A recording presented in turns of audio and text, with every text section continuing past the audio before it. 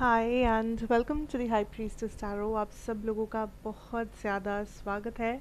I hope आप सब खुश हो, हेल्दी हो, अपना ख्याल रख रहे हो।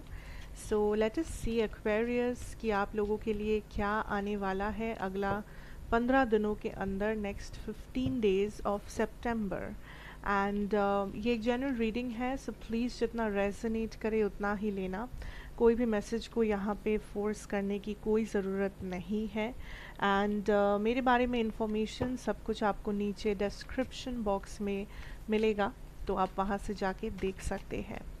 एंड यहाँ पे क्रॉस वॉचर्स भी देख सकते हो, कोई दिक्कत नहीं है। जैसे आपको रेजोनेट करे आपको बस वैसे मैसेजेस को सुनना है। Let's see, let's find out Aquarius. Okay, पहले सारे कार्ड्स हम लोग देखेंगे, उसके बाद विल स्टार्ट योर रीडिंग। अच्छा, तो हमारे पास है toil and labour number 38। We have pay attention to the red flags, forgiving and learning. Tarot अच्छा मोनोलॉजी में है meditate and contemplate, new moon in Pisces. And tarot में है the seven of swords, the eight of swords and the wheel of fortune. Aquarius, what is going on? What I'm hearing is, पहला चीज़ universe जो आपसे बोलना चाहते हैं कि इस मिस्टेक को रिपीट मत करना, इस गलती को दोबारा मत दोहराना। दिस इज़ समथिंग जो आपके पास्ट में ऑलरेडी घट चुका है। आपने ऑलरेडी अपना लेसन ले लिया है। आपको जो जानना था, जो जानकारी चाहिए थी, वो आपको मिल चुकी है।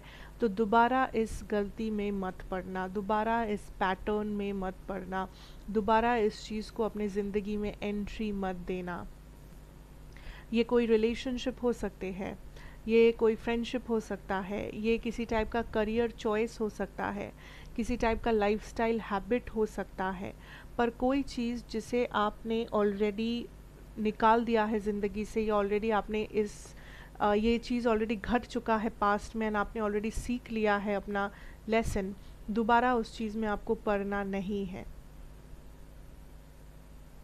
आप बहुत ही फास्ट एक्शन ले रहे हो किसी चीज़ में, एंड यूनिवर्स इज सेइंग कि इतना फास्ट जाने की ज़रूरत नहीं है, इतना जल्दबाजी मत कीजिए, दोबारा सोचिए, सेकंड थॉट दीजिए, इस चीज़ को समय दीजिए, इस डिसीजन को समय दीजिए।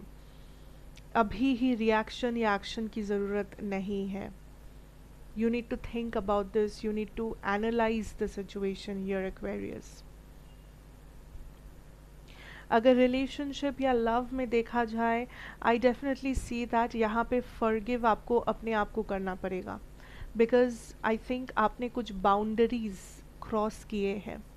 आपने अपने आप के बारे में बिना सोचे, बिना समझे, अपने बाउंड्रीज़ को रिस्पेक्ट ना करते हुए आपने किसी और के लिए कुछ किया है, अपने पार्टनर के लिए, अपने क्रश के लिए, अपने पास्ट पर्सन के लिए, what ever.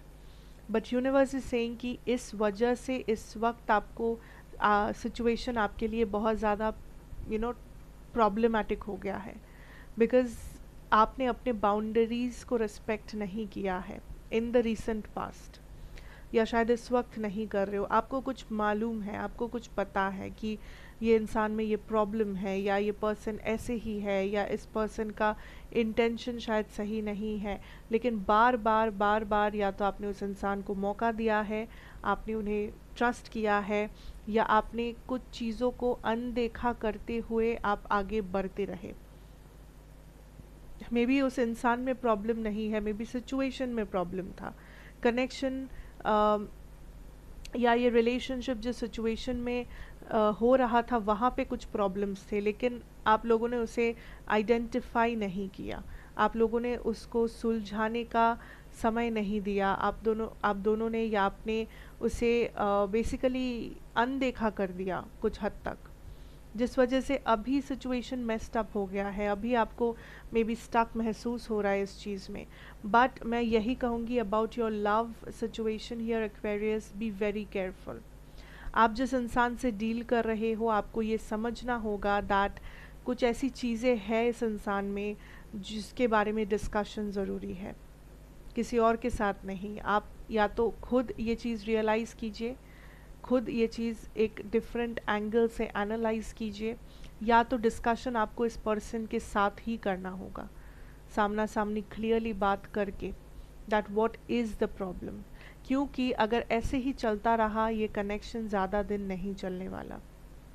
There are things जो डिस्कशन तक पहुंचा ही नहीं, जो सल्यूशन तक नहीं पहुंचा, जिसके बारे में बात ही नहीं किया गया, उसे बस कवर अप किया गया है, ढक दिया गया है प्रॉब्लम को, ये सोच के कि नहीं आगे जाके अपने आप ठीक हो जाएगा, या चलते चलते ऐसे प्रॉब्लम्स तो आते ही है। नहीं। So talk about this, think about this, analyse this. मैं ये नहीं कह रही हूँ आपके पर्सन बुरे हैं, हो सकता है कुछ लोगों के लिए ये पर्सन नार्सिसिस्टिक है, हो सकता है कि इनके इंटेंशन सही नहीं है, लेकिन हर किसी के लिए वो मैं नहीं कह रही हूँ। मैं बस इतना कह रही हूँ कि आप दोनों का जो इक्वल गिव एंड टेक है, आप दोनों जिस इंटेंशन से या जिस प्लान के साथ इस कनेक्शन में आए हो, उससे दोबारा सोचो, हालात को देखो, सिचुएशन को देखो, कॉन्सिक्वेंसेस को देखो, प्रॉब्लम्स जो हो रहे हैं उसको देखो, उसे भागो मत, उसे देखो, उसे फेस करो, चैलेंजेस को फेस करो। तभी जाके आपको समझ में ये चीज़ आएगा कि क्या ये पर्सन या क्या ये रिलेशन सच में आपके साथ अलाइनमेंट में है या नहीं, सच में यहाँ पे कुछ हो सकता है भी या नहीं, या आप बस अपना टाइम एनर्जी यहाँ पे वेस्ट कर रहे हो। Think about it, because I definitely see in the recent past, या तो अभी भी आप इस कनेक्शन के लिए, इस पर्सन के लिए बहुत कुछ कर चुके हो, बहुत ज़्यादा आपने पेन सहा है, बहुत ज़्यादा आपने अपने बाउंड्रीज तोड़ के कुछ किया है, कुछ एफर्ट डाला है, whatever. It's time to think. अब आपकी करियर की बात किया जाए यहाँ पे Aquarius, I definitely see a situation जहाँ पे धीरे धीरे आपका ये जो एक स्टक एनर्जी से आप बाहर आ रहे हो, ये बहुत ही ग्रेजुअली होगा, ये एक दो दिन में नहीं होगा।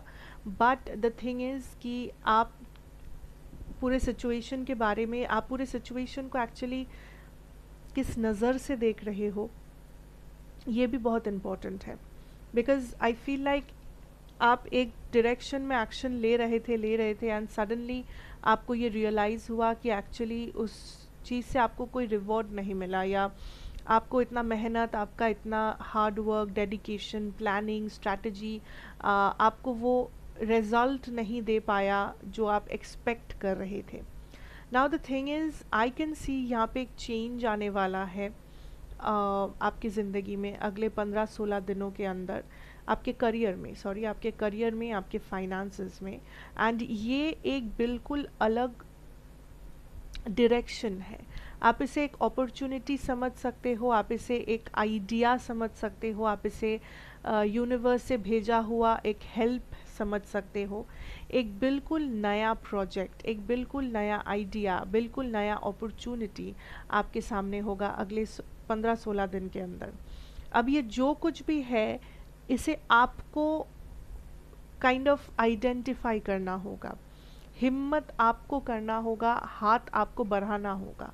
ये ऑटोमेटिकली आपकी ज़िंदगी में आएगा ज़रूर, पर क्या आप इसे एक्सेप्ट करेंगे या नहीं, वो आपके ऊपर होगा। Also you need to think out of the box here Aquarius. आप बहुत ही एक तरफा सोच रहे हो आपके करियर सिचुएशन में, आप बहुत ही, आपको लग रहा है कि बस यही एक तरीका है, बस यही एक जगह है, यही एक रास्ता है, मे बी जहाँ से आपको आपका इनकम हो सकता है, या आपको करियर में ग्रोथ मिल सकता है, डेवलपमेंट मिल सकता है। But universe is saying no, आपके पास सिर्फ एक ही मात्र तरीका नहीं है। अगर आप थोड़ा सा देखेंगे, अगर आप इस चीज़ को समय देंगे, आप देखोगे दैट छोटे छोटे चेंजेस भी बहुत इम्पॉर्टेंट है लाइफ में। छोटे से छोटा चेंज आपके लाइफ को एक बहुत बड़ा चेंज की ओर लेके जा सकता है, एंड आपके साथ भी काइंड ऑफ वही हो रहा है। तो मैं यही बोलूँगी कि जब तक ये चेंज नहीं आता, सब्र रखिए, क्योंकि ये चेंज ज़्यादा दूर नहीं है। होशियार रहिए, अपने ऑप्शंस को ओपन रखिए, इधर उधर आप देखते रहिए that how to make progress, क्योंकि आपका प्रोग्रेस या आपका मैं कहूँगी करियर में ग्रोथ सिर्फ एक ही मात्र जगह से नहीं आएगा, इस बारे में आप निश्चिंत रह सकते हैं। So keep your options open, ठीक है, एक्सप्लोर करो ऑप्शंस को, ओपन अप करो अपने आइडियाज़ को, don't stick to only one situation here, and अपने आप को समय दो, अपने सिचुएशन को समय दो, बिकॉज आप बहुत या तो फास्ट जा रहे हो या तो आप बहुत चीज़ें अनदेखा करके जा रहे हो जो देखना ज़रूरी है, ठीक है। So that is what I have for you guys Aquarius, thank you so much for watching. अच्छा लगा हो तो मुझे ज़रूर बताना, like share comment and subscribe if you are new here. मैं आपसे ज़रूर मिलूँगी एक और रीडिंग के साथ। Till then take care and good bye.